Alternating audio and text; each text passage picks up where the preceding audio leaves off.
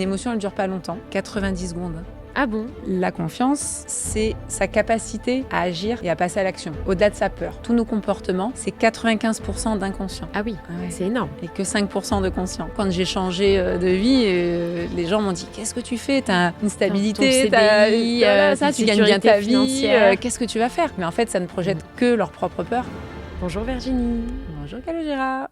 Bienvenue au Creator Studio. Merci de m'accueillir. Ouais, je t'en prie, c'est avec grand plaisir. Virginie, tu es coach thérapeute de vie. Aujourd'hui, tu vas nous raconter du coup ton métier, oui, mais aussi comment tu en es arrivée là. Dans un premier temps, est-ce que tu peux nous expliquer en quoi consiste coach thérapeute de vie? Bien sûr. Alors moi, j'aime pas me rentrer dans des cases, mais pour expliquer vraiment ce que je fais, on va dire que je suis coach thérapeute. Je suis là pour accompagner mes clients dans leur parcours de vie, qui parfois peut être un petit peu chaotique. On a tous des difficultés, on traverse tous des épreuves. Et le but, c'est de remettre un petit peu de fun là-dedans, aussi d'écoute, de bienveillance, d'accueil, pour se permettre après de vivre une vie un peu plus épanouie et vivre pour soi, pas pour les autres. Donc je vais aller un petit peu fouiller là où ça fait mal, on va dire, parce que pour moi, on ne peut pas avancer bien dans la vie si on ne va pas un petit peu, j'aime bien dire, désapprendre tout ce qu'on a appris dans le passé. Et puis aussi revivre un petit peu certaines émotions qu'on n'a pas, qui se sont cristallisées à un certain moment dans notre vie par des expériences. Donc voilà, on va dire que j'aime aller en profondeur, mais avec de la bienveillance pour derrière kiffer en fait. Et vivre une vie plutôt pas mal, quoi. Ah, c'est trop bien. Ouais. Et alors, ça fait combien de temps que tu fais ça et surtout comment tu en es arrivée là? Ouais, bonne question. Alors, ça fait pas si longtemps que ça. Moi, j'ai opéré un changement de vie, on va dire, il y a 1 an et demi à peu près, un peu plus. J'étais, on va dire, le schéma classique, salarié depuis 20 ans. Je faisais de l'immobilier. Et puis, un parcours de vie aussi personnel, avec des deuils, père de mon père, de ma mère, de ma belle-sœur. Bon, voilà, tout un parcours de vie un petit peu compliqué, comme beaucoup. On vit tous des choses différentes, mais des choses compliquées. Donc, du coup, je me suis dit... Alors, j'ai encaissé ça pendant des années en disant oh, « ça va aller, c'est bon, vas-y », un peu en mode guerrière. Et puis, un jour, mon corps m'a dit « ouais, mais là, en fait, c'est compliqué. Toute seule, t'as un petit peu de mal. » Et puis, j'ai dit demander de l'aide, ça va sûrement me faire avancer. Et puis, c'est pas être faible, mais par contre, là, j'ai besoin. Donc, j'ai eu tout un parcours différent, des rencontres différentes qui m'ont amené à certains thérapeutes. Pas forcément des coachs au début, mais en tous les cas, certains thérapeutes. Et puis, il y a eu des déblocages, on va dire, qui m'ont fait prendre conscience de certaines choses. Et puis, je suis passée de salarié, moi qui était salarié, qui m'accrochait vraiment à ma sécurité. Pourtant, autour de moi, on me disait « mais pourquoi tu ne changes pas ?» Mais non, il y avait des peurs, clairement. Et puis, un jour, révélation. Et puis, 1 mois après, je dis « bon, allez, j'arrête tout. Oh. » Et puis, on verra. Et je me suis formée. J'ai appris un nouveau métier qui était quand même déjà en relation avec aussi mon ancien métier. Donc, j'y suis allée on va dire, en transition, quand même, pour un peu de sécurité.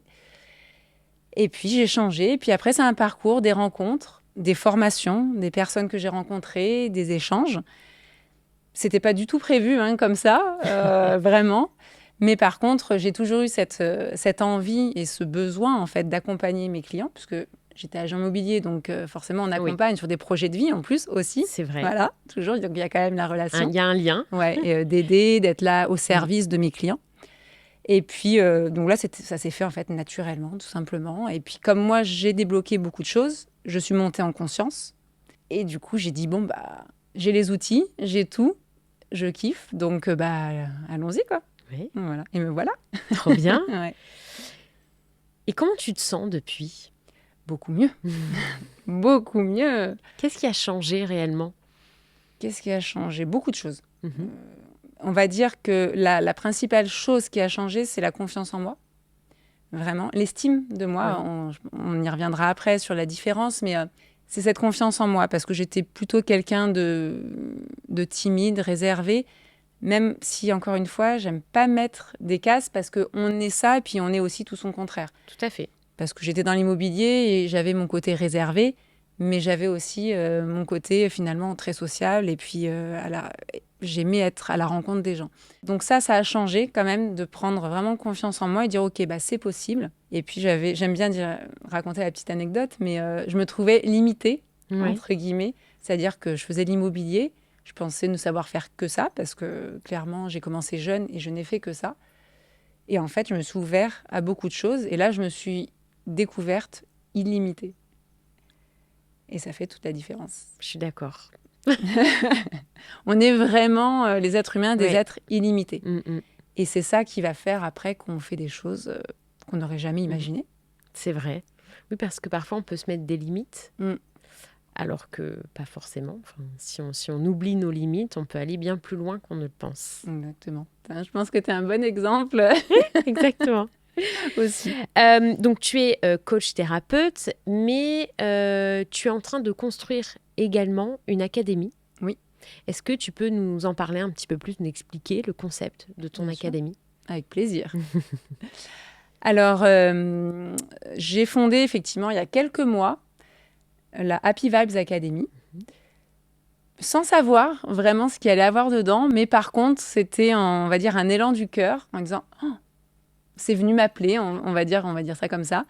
J'ai dit waouh, j'ai envie de fonder une académie parce que je pense que beaucoup de gens, en tous les cas, l'être humain a besoin d'appartenance, appartenir à un groupe, à une communauté. On le voit dans la vie privée, dans la vie perso, on a besoin de ça, même si on peut aimer la solitude, mais on a besoin d'appartenir. Donc, le principe d'une académie, j'ai trouvé ça plutôt chouette. Et Happy Vibes, parce que pour mettre justement de la joie, de la gaieté dans la vie, en fait, tout simplement. Donc, c'est venu tout naturellement. Je l'ai créé. J'ai, on va dire, fait un petit break parce que j'aime voyager. Donc, j'ai profité pas mal en début d'année. Et puis, bon, voilà, le moment est venu de vraiment faire fonctionner cette académie. Et comment je vois cette académie, c'est du partage. Des partenariats, en fait. Je me rends compte avec le parcours que j'ai eu et les gens que j'ai rencontrés, il y a beaucoup de gens qui sont perdus, qui ont peur, et c'est normal d'avoir peur. Mais par contre, c'est vrai qu'il y a beaucoup de thérapeutes, de coachs sur le marché et on ne sait pas trop à qui s'adresser. Donc, j'ai eu envie, en tout cas, de créer ça et donner de la confiance aux gens, leur montrer que c'est possible aussi, et puis leur faire découvrir plein de choses. Voilà. Donc, dans cette académie, il y aura sûrement des partenariats avec plein de thérapeutes différents. Ça peut être de l'art-thérapie, de la musique, de la danse. Il existe une multitude de choses. Et puis, voilà, faire découvrir. Et puis, moi aussi, bien évidemment, accompagner, puisque actuellement, j'accompagne mes clients en individuel. Et là, le but, c'est de créer vraiment un parcours sur quelques mois avec des vidéos, avec des exercices, des lives ensemble, des exercices ensemble aussi, en commun, en individuel, pour arriver après à ce que les gens soient complètement autonomes. Le but, c'est ça, c'est de ne pas dépendre de quelqu'un pour kiffer sa vie, en fait. C'est juste avoir les outils, les intégrer, et puis après, let's go. C'est super. Ouais. Et alors, tu as parlé de confiance. Oui. Moi, je voulais savoir quelle est la différence entre la confiance en soi et l'estime de soi. Ouais. Pour moi, c'est différent. C'est très différent et je pense qu'il y a beaucoup de gens qui font l'amalgame. En tous les cas, beaucoup disent « j'ai pas confiance en moi ». C'est vrai. C'est très fréquent. C'est homme, femme, jeune, moins jeune. J'ai envie de dire, bien souvent, si on gratte un petit peu, c'est une croyance qu'on a. C'est vrai et c'est faux. Si on prend des domaines différents, on peut avoir confiance dans un domaine et pas confiance dans un autre. Certains vont avoir confiance dans le pro, d'autres dans le perso, et puis vice-versa, voilà. Et pour moi, la grosse différence, c'est que la confiance, c'est sa capacité à agir et à passer à l'action. Oui. Au-delà de sa peur. Oui. Parce que la peur, on en a tous, elle est normale, elle nous protège aussi, de ne pas se mettre en danger. C'est vrai. Mais c'est sa capacité, c'est ça, à passer au-delà de sa peur. Là, clairement, aujourd'hui, je fais mon premier podcast avec toi. Oui, j'ai eu peur. J'ai le cœur qui s'est un peu emballé. Et puis, j'ai dit, par contre, j'ai envie de le faire. Donc, ça ne m'a pas figée. Oui. Et je suis allée au-delà.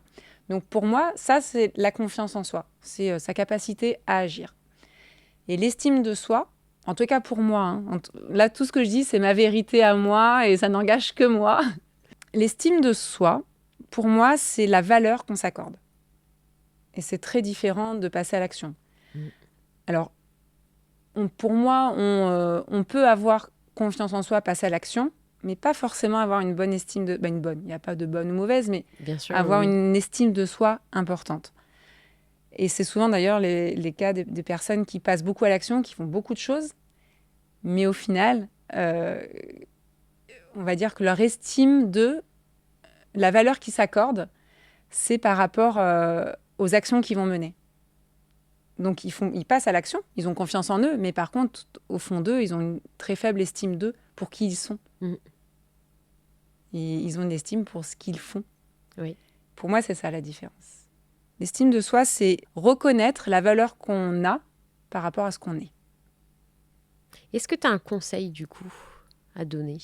D'avoir cette confiance, de mettre en action, mais aussi comment avoir une belle estime Ouais. de soi. Alors, l'estime de soi, souvent, vient du passé, Oui. clairement. C'est pour ça que je vais en profondeur dans mes accompagnements, parce que bien souvent, c'est tout ce qu'on a entendu quand on était enfant, les petits garçons, les petites filles. Des fois, on est dans des familles dysfonctionnelles, les parents, papa, maman, qui n'ont pas forcément reconnu, on ne nous a pas dit oh, « je suis fière de toi, c'est bien ». Et puis, du coup, on a grandi avec ça, en pensant qu'il fallait faire toujours plus, par exemple, pour être aimé. Et puis, ça a créé justement des personnes qui ont des faibles estimes d'eux. Parce que quand ils arrêtent de faire, par exemple, on le voit beaucoup, les gens qui sortent de burn-out, etc., où du coup, ils commencent à prendre du recul. Et là, ils disent ah, mais je suis qui, en fait? Et qu'est-ce que je vaux? Et c'est là où on commence à se poser des questions. Et c'est d'ailleurs souvent dans des parcours comme ça, des maladies, où c'est le corps qui vient dire stop. Et là, on prend du recul. Et là, on commence à se poser la question qui je suis. Oui. Et oui. Et là, c'est là où on se rend compte que l'estime de soi, au final, il n'y en a pas beaucoup. Donc, je trouve que c'est pour ça que c'est un sujet qui m'intéresse beaucoup. C'est ce que j'avais, même si je n'ai pas eu une enfance compliquée, difficile, mais en tous les cas, dans ma perception, parce que c'est toujours pareil, on peut avoir vécu quelque chose d'une enfance pas forcément difficile, mais dans sa perception, c'est pas la même chose. Oui. Et du coup, tu me posais la question, le conseil, c'est de désapprendre tout ce qu'on a appris. Vraiment. De remettre en cause ses croyances, parce que c'est pas parce qu'on nous a dit, même un professeur, un éducateur nous a dit une fois une parole, tu es un bon à rien, une bonne à rien, tu feras jamais rien. J'en ai entendu souvent, malheureusement. C'est pas parce que cette personne nous a dit ça que ça remet en cause toute notre valeur, toute la valeur qu'on a, c'est faux. Oui, c'est vrai. C'est vrai, et puis en plus, chaque individu est tellement différent que peut-être à ses yeux, à lui, un professeur ou autre, en fait, on peut paraître moins bien, alors qu'à notre niveau à nous, dans nos yeux à nous, on se dit, mais en fait, non, c'est super ce que j'ai fait. Ouais. Et ça, on peut pas le juger, on ne peut pas savoir quelle est la juste valeur des choses. C'est juste notre perception à chacun d'entre nous. C'est ça. Moi, j'aime bien dire que la vie des autres, c'est leur vie. Oui. Mais c'est juste, ils peuvent donner leur avis, c'est OK, mais et beaucoup prennent en compte des avis des autres, en fait. Mais chacun a ses valeurs différentes, d'une personne à l'autre. Et c'est vrai que donc le conseil que je donnerais, c'est se détacher de tout ça et revenir à soi, en fait, tout simplement. Et toi, comment tu as réussi, justement? Alors, j'ai pas réussi seule, OK. clairement. Voilà, parce que on a quelque chose qui est très puissant, c'est le mental, l'ego. Et des fois, tu as besoin de quelqu'un pour te faire bousculer, justement, en disant non, mais attends, là, ce que tu penses, c'est pas vrai. Il y a une partie vraie, il y a une partie fausse. Donc, moi, j'ai réussi. J'y suis pas encore totalement arrivée. Il y a des fois, ce serait pas être honnête de dire que j'ai tout le temps confiance en moi, que j'ai tout le temps l'estime de moi super gonflée. Non, c'est faux. Mais par contre, je me pose. Je dis attends. Est-ce que ce que tu penses là, est-ce que c'est vraiment vrai? Et puis, bien souvent, mais non, en fait. Ouais. Donc, c'est des personnes qui m'ont montré comment faire, qui m'ont donné les outils. L'environnement aussi Mm. est important. Oui. On dit que l'environnement est important, qu'on devient les 5 personnes qu'on côtoie le plus. Mm. Et c'est vrai. Donc forcément, si on est dans un entourage qui ne croit pas en nous, qui un peu nous rabaisse, ça va être plus compliqué, mais pas impossible, Oui. clairement. Ça peut nous donner une certaine force aussi. C'est vrai que voilà, j'ai eu la chance, pas toute ma vie non plus, il y a eu aussi des hauts, des bas, mais des personnes qui ont cru en moi aussi, qui m'ont dit, des amis, qui m'ont dit, bah vas-y, fonce. D'autres qui n'y croient pas du tout. Quand j'ai changé de vie, les gens m'ont dit, qu'est-ce que tu fais ? T'as une Ton stabilité, CDI, tu gagnes bien ta vie, financière. qu'est-ce que tu vas faire ? Mais en fait, ça ne projette que leur propre peur. Oui. Et donc, j'ai réussi à passer au-dessus. Pas toujours évident, clairement. Mais voilà, donc, c'est un tout. Mais une chose aussi importante, en tous les cas, c'est quand j'ai réalisé, j'ai cru en la vie. Parce que croire en la vie, c'est croire en soi aussi. C'est vrai, oui. Quand tu vois que finalement, il y a plein de choses qu'on ne maîtrise pas, on essaye. En tous les cas, de vouloir tout maîtriser, de mettre tout en place. Et puis, force est de constater que par moment, ça ne fonctionne pas. Et puis, la vie t'amène quelque chose, bim, bam, boum. Bon, là, tu es obligé de faire avec. Quand j'ai changé mes perceptions, mes croyances, je me suis dit, OK, je fais confiance en la vie. Et du coup, je me fais confiance. Et ça a changé ? Et ça a beaucoup changé.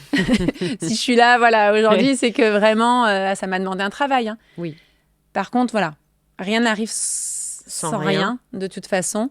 C'est pas je parle pas forcément de travail au sens vraiment travailler, mais en tous les cas, ça vient de soi. Ça vient pas des autres. C'est vrai, oui. Et le fait, donc, quand on dit ça vient de soi, tout ça, on va parler un peu de nous, notre personne. Pourquoi on a souvent du mal à s'aimer ou à s'assumer tel qu'on est ?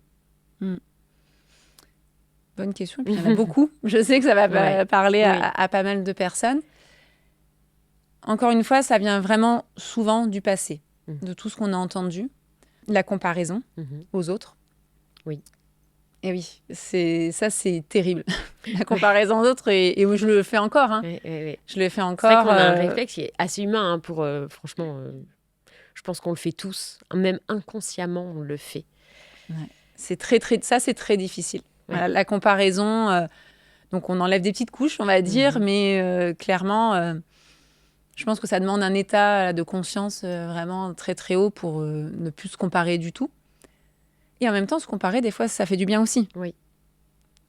Donc, c'est vrai. Et oui, c'est donc... La balance, elle est assez fine entre les deux. Il faut savoir bien jongler entre... On peut se comparer, justement, ça nous permet parfois d'avancer, mais pas trop, parce que sinon, il peut y avoir des mauvais côtés. Exactement. Ouais. Pour moi, tout est une question d'équilibre dans tout, en fait. Donc, le fait de ne pas aimer, par exemple, souvent ça revient, son corps, son image, beaucoup. Souvent chez les femmes, même chez les hommes aussi. Oui, mais un peu plus chez les femmes. Ouais, un peu plus chez les femmes, c'est ça. Ça vient vraiment souvent du passé. Des petites filles, des choses qu'on a vécues aussi à l'école, des choses pas... Les enfants, on n'est pas très tendres entre nous parce qu'on n'a pas de filtre. Les enfants n'ont pas de filtre. Donc ils disent tout. Donc des fois, on se prend ça en pleine face, quoi, et c'est pas forcément évident. Et c'est d'aller remettre aussi tout ça en cause. C'est pour ça aussi que je travaille sur les traumatismes, tout ce qu'on a vécu, quand on a vécu dans un climat de violence aussi. Voilà, tout ça, forcément, c'est compliqué. Après, quand il y a eu des viols, des abus, etc., quelque part, d'être pas en accord avec son corps, c'est normal aussi. Voilà, donc, mais tout ça, la bonne nouvelle, c'est que c'est pas une fatalité et que ça se travaille et qu'on peut y arriver. Je connais plein de femmes, même des hommes aussi, parce que c'est aussi chez les hommes qui ont vécu ces choses-là et qui ont réussi à transcender ça pour s'aimer, en fait, tout simplement. C'est beau, par contre, ça donne de l'espoir pour les personnes qui ont vécu des choses pas forcément très sympathiques. C'est de se dire qu'il y a quand même quelque chose, en tout cas un travail qui peut se faire pour aller mieux et apprendre à s'aimer. Tout est possible. Oui. Et justement, alors tu parles on a parlé à un moment, je crois, des inconscients. C'est quoi les mécanismes inconscients qui peuvent venir saboter la confiance en soi ? Il y en a beaucoup. Il y en a beaucoup, et c'est pour ça que je travaille sur le système inconscient, Oui. À savoir que tout ce qu'on fait, tout ce qu'on dit, voilà, tous nos comportements, c'est 95% d'inconscient. Ah oui, Ah ouais. c'est énorme. Et oui. Et que 5% de conscient. Donc c'est pour ça que c'est super intéressant d'aller Oui, oui, oui. remettre en cause tout ça. Et il y a plein de schémas inconscients. Il y a les contrats de loyauté. On en parle très peu. Mais contrat de loyauté, c'est souvent vis-à-vis de... Je vais te prendre un exemple, mais tu as un frère, une sœur, et puis t'as pas envie forcément de briller, de te mettre en avant par loyauté vis-à-vis de lui, d'elle, ou les parents aussi, des parents qui n'ont pas forcément réussi, et toi, tu t'autorises pas à réussir. Voilà, il y a plein de choses comme ça. Il y a la peur du rejet. Donc ça vient faire référence à toutes les blessures, en fait, du passé. Le rejet, l'abandon. Ce qui fait que derrière, on a l'impression qu'on a été abandonné, et du coup, qu'est-ce que je vaux si j'ai été abandonnée? Et là, forcément, l'estime de soi, elle n'est pas très haute, quoi. Mais encore une fois, ça peut se travailler, vraiment. Ça demande du courage. Oui. Parce que ça vient de soi. Mais j'aime dire que c'est plutôt chouette, parce que du coup, on a la responsabilité, mais ça veut dire qu'on reprend le pouvoir aussi. On ne peut pas dire je reprends le pouvoir, mais je ne suis pas responsable. Ah oui, non. Voilà. Donc, je trouve que c'est plutôt chouette, du coup, parce qu'on ne dépend carrément. pas des autres. Oui. Et souvent, l'être humain, on est rempli, parce que tu parlais de peur, mais aussi des doutes. Est-ce que déjà, tu peux nous parler un petit peu des doutes en tant que dans notre mécanisme d'humain? Comment ça fonctionne et comment surtout ça peut se gérer? Parce tout est lié entre la confiance, s'aimer, l'inconscient, ainsi de suite, mais le doute, du coup. Le doute, déjà, il est normal. Oui. Un peu comme les peurs, finalement. Oui, c'est déjà commencer à accepter qu'on doute, qu'on a peur. On n'est pas des Superman, des Wonder Woman. On a le droit, en fait, de douter. Et c'est ça aussi qui fait la beauté des choses. Tu vois plein de gens sur des artistes, etc. Tu leur demandes, je pense qu'ils doutent souvent. Mais souvent, ils disent d'ailleurs même qu'avant de monter sur scène, il y a toujours ce petit trac. Je pense que c'est un peu ce doute. Est-ce que cette fois-ci, ça va fonctionner dans cette ville, avec tel public? C'est ça. Donc pour moi, ça commence par l'acceptation. L'acceptation de dire c'est normal, ça fait partie de moi. Et puis de remettre en cause toutes les croyances qu'on a autour de ces doutes. Et d'aller investiguer vraiment, qu'est-ce qui fait vraiment que je doute? Et puis de se poser les questions, se faire un auto-coaching. C'est pour ça que j'apprends ça à mes clients dans les exercices, pour qu'après ils puissent le faire eux-mêmes. Et puis remettre en cause tout ça, mais c'est normal. Et je pense qu'avec les réseaux sociaux, tous les médias, il y a beaucoup de fake aussi. Oui. Et beaucoup de gens qui disent « Non, mais moi, j'ai peur de rien, j'ai si... » Et en fait, du coup, les gens ont l'impression que, du coup, ils sont nuls. Mais clairement, la personne... J'ai jamais vu quelqu'un qui m'a dit « Moi, je doute de rien, quoi. » Oui, non. Ça n'arrive pas. Oui, non. Clairement. Ou alors, il se ment sûrement à lui-même. Oui, je pense. Voilà, c'est une façon aussi de se protéger. Donc, acceptons qu'on doute, mais que ça n'enlève en rien notre valeur, justement. Et puis, est-ce qu'on a envie, en fait? Quel est l'élan, en fait? Même si on doute, est-ce qu'on a envie d'aller le faire? Oui, allons-y, et puis on verra. Une chose puissante aussi, c'est se détacher du résultat. Justement, c'est suivre son envie, son élan. Ça peut ne pas fonctionner, parce que de toute façon, il y a plein de choses qu'on ne maîtrise pas. Mais par contre, ça fonctionnera pas, peut-être. Peut-être que ça fonctionnera. Mais en tous les cas, j'aurais kiffé, j'aurais aimé. J'aurais testé. Ouais, moi, là, pour ce podcast, c'est ce que je me suis dit. J'ai tellement envie de le faire, je le fais. Peut-être qu'il y aura pas de vue, on ne sait pas. Mais en tous les cas, le moment présent, voilà, l'expérience qu'on vit, c'est chouette. Et puis, juste apprécions déjà ce moment-là, en fait, sans partir dans le futur. Oui. Pourquoi c'est important, sans trop partir dans le futur? Parce que du coup, ça crée vraiment la peur. Et tu nourris la peur. Quand tu es trop dans le passé ou trop dans le futur, ça nourrit justement les doutes et les peurs. C'est se poser là, ok, fermer les yeux. J'ai envie ou pas? Et généralement, le corps le dit. Soit ça s'expanse et ah ouais, ou alors non. Donc, c'est aussi un bon messager, le corps. Oui, apprendre à s'écouter, en fait. Et en fait, c'est ça. C'est la base de tout. Donc, prendre du temps aussi.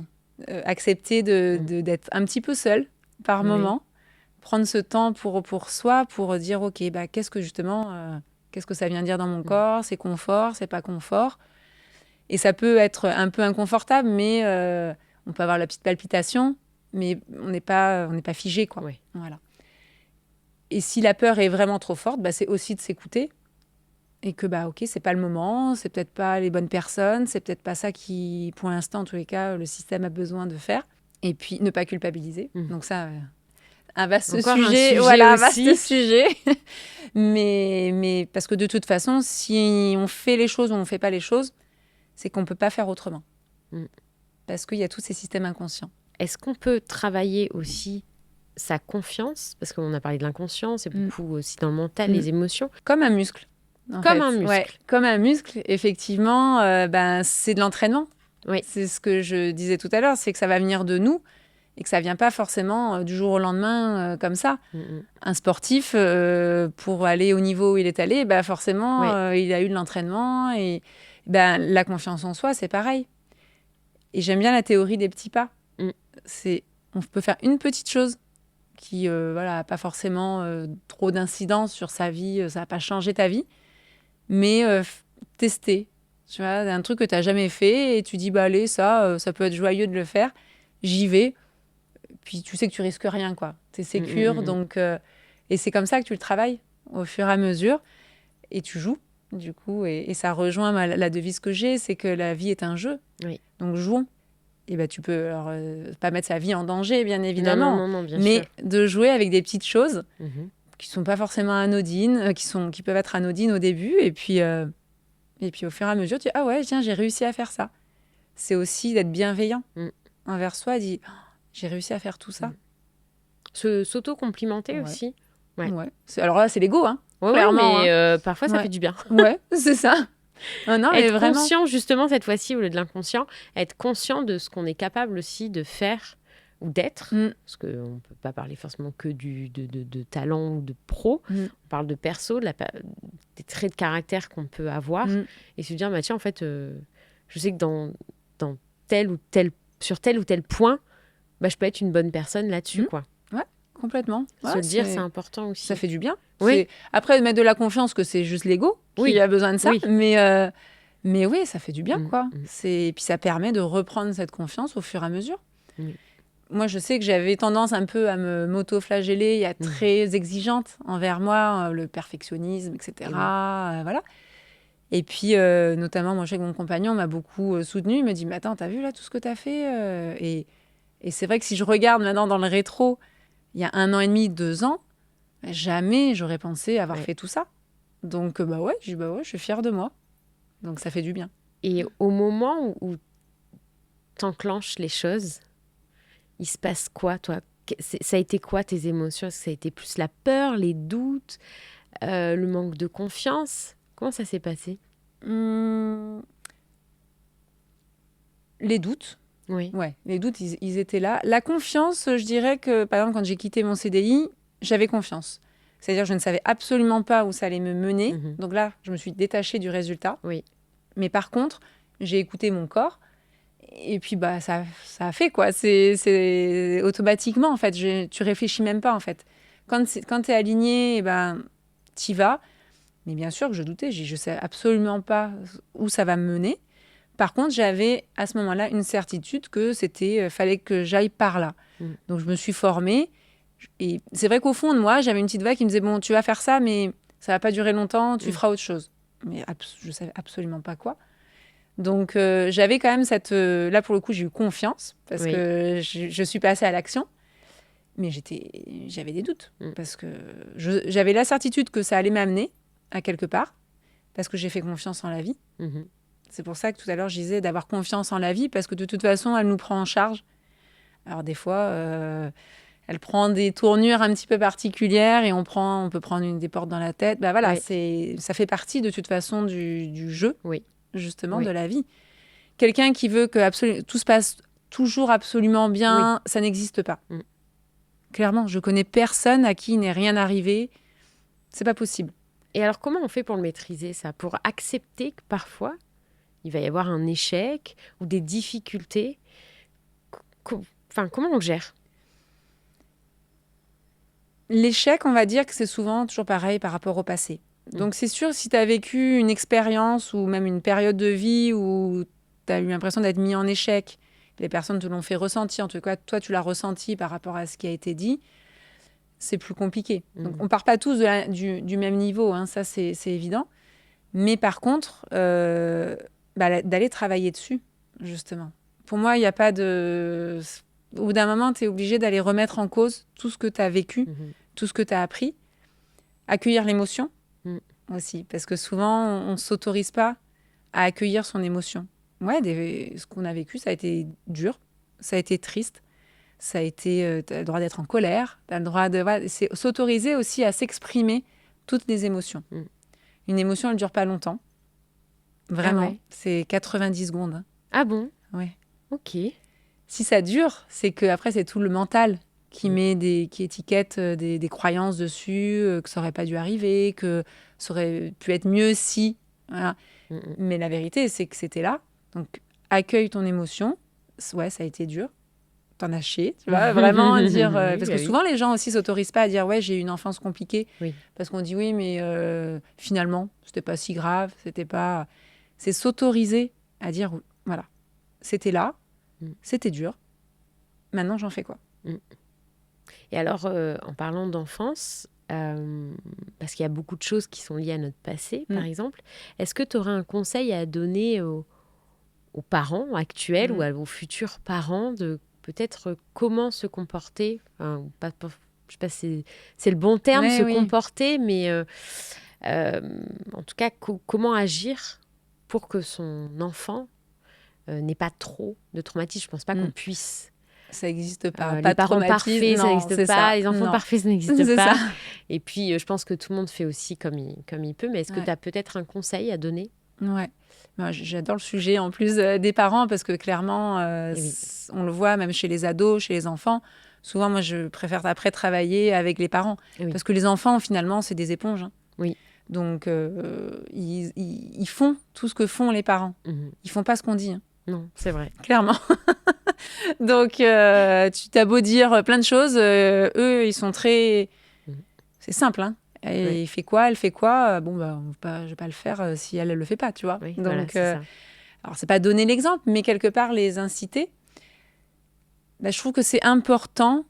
J'ai eu cette conversation il y a pas très longtemps parce que ma fille passe le bac, a passé le bac, et c'est vrai qu'il y a beaucoup de parents qui ont dit ah bravo, je suis très fière de toi, tu as eu la mention, hein, c'est génial. Bien sûr, bravo, c'est super parce que ils se sont donnés et puis ça leur ouvre les portes de plein de choses, par exemple. Mais c'est pas ça qui définit leur valeur. Et j'ai envie de poser la question aux parents, est-ce que si ton enfant fait plein de bêtises, et pas poli, et pas ci, et pas ça, est-ce que tu es aussi fière de lui? Et c'est... Pour les parents, c'est dur, hein, attention. Hein. Mais c'est avoir cette capacité à dire je suis fière, quoi qu'il fasse, quoi qu'elle fasse, je suis juste fière de qui il est, qui elle est. Et c'est pas toujours évident. Moi, j'ai mis... c'était pas assez venu parce que voilà, j'ai travaillé sur moi. Et j'ai fait plein d'erreurs, même si moi, j'aime pas dire qu'il n'y a pas d'erreur. C'est que tout était... Voilà. Ça devait être fait comme ça. Parce que il faut savoir aussi que les traumatismes nous ont construits aussi. Oui, aussi. Ah, ça, je suis d'accord. Voilà. Donc, c'est pas que négatif. Et souvent, les gens l'oublient aussi. Oui. Dans les traumatismes. Ils me disent, oui, mais moi, j'ai vécu ça. Et donc, du coup, souvent, ils en veulent. C'est normal, hein, c'est humain. La personne qui a fait ça. Mais ils ne voient pas tout ce qu'ils ont construit de positif grâce à ça. La résilience. Oui. Le courage, l'écoute des autres. Il y a plein de choses. C'est parce qu'on vit des épreuves difficiles qu'on se construit aussi dans le positif. Donc, c'est pour ça que même si des enfants ont des traumatismes, ce n'est pas grave en soi. Mais en tous les cas, si on peut les aimer comme ils sont, juste comme ils sont en fait, pas par rapport à ce qu'ils font. Oui, c'est vrai. Ouais. Oui, il y a une différence quand même. Oui, une grosse différence. Les deux. Oui, parce que nous, en tant qu'adultes, justement, on a une faible estime de nous parce qu'on pense qu'il faut faire pour avoir de la valeur et être aimé. Donc si en tant que parent, on prend la conscience de ça et qu'on peut transmettre à nos enfants, c'est génial. Ils gagnent un petit peu de temps. C'est vrai. Et alors, pour conclure un petit peu ce podcast, quel est le conseil que toi, tu aurais voulu peut-être avoir un petit peu plus tôt dans ta vie, que tu souhaiterais partager aujourd'hui? Qu'est-ce que je dirais Oui, à la petite Virginie? ouais, voilà. Ouais. Ouais. Bah, c'est croire en toi, Mhm. n'écoute pas les autres Mhm. et joue. Parce que voilà, j'étais un peu trop sérieuse, un Ah peu oui. trop, mais oui, parce que ça racontait mon histoire. Je voulais pas déranger, je voulais pas, voilà, parce qu'il y avait les histoires de grands, et les problèmes de grands, et moi, du coup, je pensais que c'était ma responsabilité de prendre un D'être petit un peu peu... en charge Oui. tout ça, alors pas du tout. D'être C'est pas le l'élève rôle. modèle peut-être. Exactement. C'est surtout pas le rôle d'un enfant Mm. de prendre en charge la douleur, la souffrance des parents ou de la famille ou quiconque. Donc, ouais, c'est joue, sois cet enfant Ouais. naïf, Oui. c'est trop Vis beau. comme un enfant. Vis comme un enfant, c'est ça. Et je le dirais à l'adulte Ouais. aussi, du coup, à tous les adultes, redevenez enfant. Ouais. C'est Ouais, de trop pas beau. l'oublier. Oui. Ouais, oui, c'est vrai. Ouais. De pas toujours être l'élève modèle, même en tant qu'adulte. Exactement. Mais on le voit, hein, Ouais. dans les expériences, ce qu'on appelle les expériences régressives. Mhm. Tu vas dans les endroits où tu redeviens un enfant. Il y a beaucoup maintenant de concepts comme ça, mais les gens s'éclatent. C'est vrai. Et Parce qu'on c'est a vrai, en besoin. plus, on cherche de plus en Et plus c'est ça. justement des choses un peu plus ludiques qui nous permettent d'échapper un peu à notre réalité Mm. et de passer des moments de joie, de rire. Ouais, c'est ça. Et ça, on peut le faire au Oui. quotidien, Oui. réellement remettre. C'est gratuit comme en tu... plus. Ah bah oui, là pour le coup, c'est gratuit. On peut en faire profiter les Voilà. autres. C'est ça. Et on peut le faire, voilà, par petits bouts Mm. au début, mais c'est chouette. Merci beaucoup, en Merci tout cas, à toi. Virginie. On peut te retrouver sur ton compte Instagram. Oui. Donc, si je ne me trompe pas, c'est Happy Vibes Academy Virginie. Exactement. On peut te contacter directement en DM Oui. si on souhaite du coup une consultation ou plus d'informations, en tout cas sur tes prestations. Mm. On mettra tout en description, ne vous inquiétez pas. Et voilà, écoute, je te souhaite une très belle journée et encore merci pour cet échange. Merci à toi. Très belle journée.